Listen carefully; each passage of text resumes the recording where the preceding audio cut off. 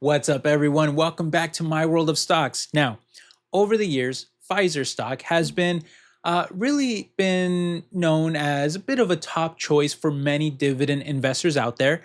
But when a company is seeing their financials fall by so much, causing the stock price to also crash into the ground, resulting in the dividend yield rising up to levels that we've almost never even seen before, well, the natural question arises: is the dividend safe or sustainable at these levels? Well, that's what I'm going to do my best to answer in today's video for you.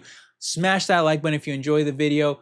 Let's just go ahead and jump straight into it, my friends. All right, now, first things first, what's even causing all of this to take place? Well, primarily, it's the result of coming off the pandemic highs that has now caused their financials to deteriorate at a time when the company is also facing patent expirations, thus causing investors to panic and sell out of the stock, with the price having now lost well over 60% of its value from the top, and it's leaving it at the absolute lowest levels that we've seen of the past decade. So just a mind-blowing crash overall. And in turn, this has now caused the dividend yield to skyrocket up to nearly 8%. I mean, it's getting close to it, which is also just an unheard of level for this stock. Again, most of this being caused by a giant crash in their financials, primarily in 2023, coming off the pandemic, where they saw a 41% drop in sales and a massive 93% crash in earnings per share, which are almost entirely due to the decline in pandemic-related products like the V-Shot. And to make matters worse, the company is also facing a number of other challenges too, like the cancellation of what used to be actually a promising weight loss drug this year after a patient suffered a liver injury during trials. Additionally, during their last earnings call, the CEO noted that the company likely won't be seeing any strong top-line growth for the next 3 years because of key patent expirations. And all of this is really pumping fear into Pfizer investors, who also happen to notice that the dividend payout ratio has now risen above 100% for the past couple years, which anytime you're paying out more than you earn, it's not going to be really sustainable to keep that dividend so high. So hence why, so many people are now wondering if Pfizer will be cutting that dividend soon. And yet, I actually do think that the dividend is sustainable here. And I also don't think it's going to be going away anytime soon, in my opinion. But here's why I feel this way. Now, first of all, let's just tackle the payout ratio first, because that's really what everyone seems to be worried about the most right now, along with the falling financials. We'll cover all of it.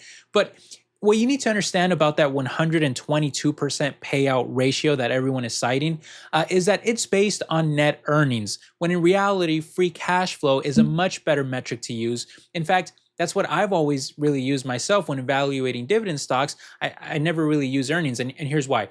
Earnings, or net income, includes a ton of non-cash items and expenses that can really be misleading and distort the payout ratio. Things like write-downs, depreciation, impairment charges, amortization, and more.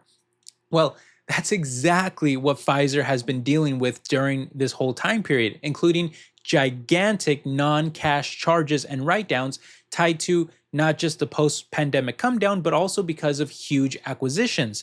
In one single quarter, for example, they took a massive $5.6 billion hit from inventory write-off and impairment charges tied to their V-Shot and oral drugs for the pandemic that saw falling demand.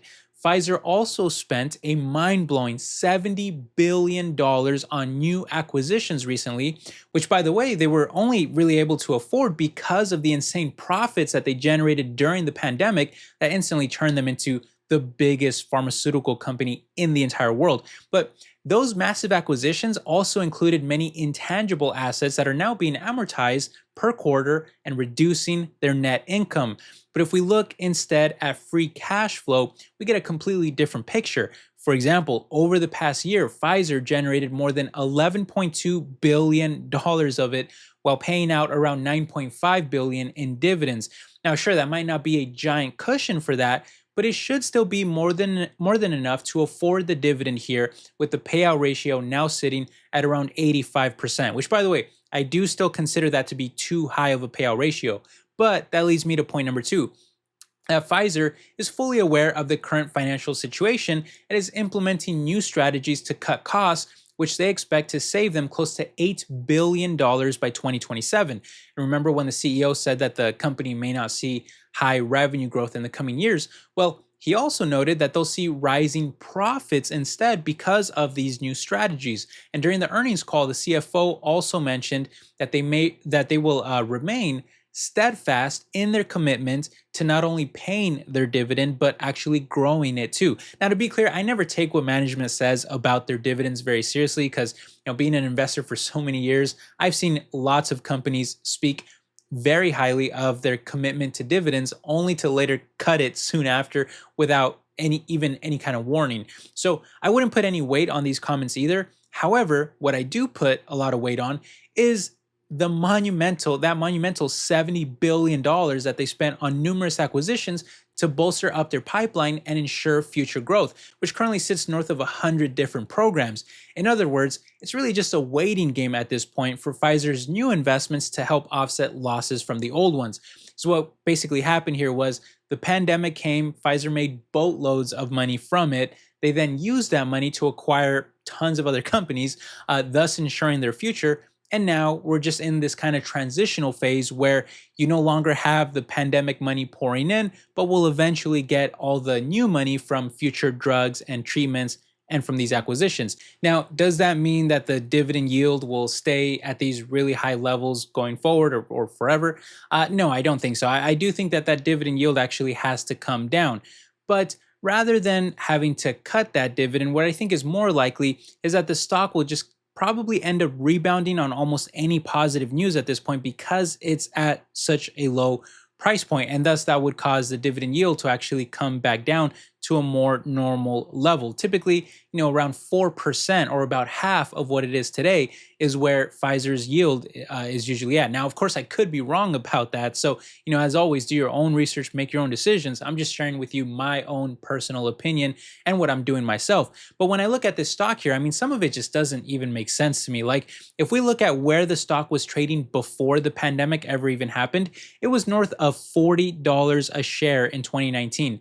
Today, it's around 45% lower than that, yet their sales have actually increased by more than $20 billion per year, and even their EPS is expected to rebound to a higher level this year too. So they're bigger, they're more profitable. They spent $70 billion of basically free money because the V-shot was basically funded by taxpayer money. So they got to spend $70 billion just acquiring a bunch of other companies, literally made them the largest biotech in the world. Yet not only has the stock price actually fallen by almost half, but it's even 56% cheaper than the sector too, on a forward PE ratio basis. That just screams undervalued to me. And although I could be wrong about, a lot of this, I just think that it's probably worth taking a bet on at these levels, which is why I currently own the stock myself. But again, don't just copy what someone else is doing, make your own decisions about any of this. And by the way, I know that many people even dislike the company and, may never invest in it for personal reasons, which I totally understand too. I'm only talking about this from an investment perspective alone and letting you know whether I think that the dividend is safe at these levels based on the information that I have in front of me. But hey, I would absolutely love to hear from you guys about all of this too. Do you think the dividend is safe? Why or why not? Let me know down below. And are you invested in this stock? Again, why or why not? Love to hear your thoughts. But thanks again for stopping by, my friends, and thank you so much for your support. I really hope you enjoyed the video. It means a lot to me that you guys come by and hear me talk about stocks because I love to talk about stocks with you. But anyway, hope you're all doing well, and I will catch you in the next one. All right, take care, everybody. Bye-bye.